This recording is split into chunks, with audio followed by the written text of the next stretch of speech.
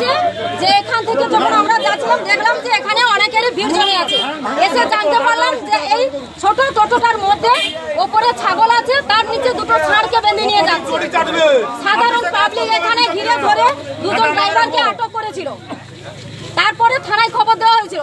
এই তো পুলিশ এলে আমাদের কথা যে আমাদের ষাঁড় দুটোকে ছাগলের মধ্যখানে নিয়ে পাচার করছে। আমরা জানতে চাইছি যে এর মাথাটা কে। আমাদের হিন্দু ধর্মে আঘাত লাগছে। আর দিনের পর দিন আপনারা দেখেছেন যে ষাঁড় বিভিন্ন ভাবে পাচার করছে, যেখানে ধরতে গেলে আমাদের হিন্দু লোককে মার্ডার করা হচ্ছে। আমরা এর প্রতিকার চাইছি। আর এই পুলিশ দলদাস পুলিশ গাড়িতে তুলে নিয়ে যাচ্ছে, রাস্তায় গিয়ে টাকা খেয়ে ওদেরকে মধ্যখানে রাস্তায় ছেড়ে দিবে। তারপরে এসে আমাদের উপরে ওই মুসলিমরা হামলা করবে। এখানে কোনো রাজনৈতিক ইস্যু নয়, এখানে একটাই কথা যে আমরা হিন্দু, আমাদের হিন্দু ধর্মে আঘাত করেছে। কোথা থেকে কোথায় নিয়ে যাওয়া ছিল জানেন আপনারা? কোথা থেকে কোথায় নিয়ে যাচ্ছিল? কি করে জানবো?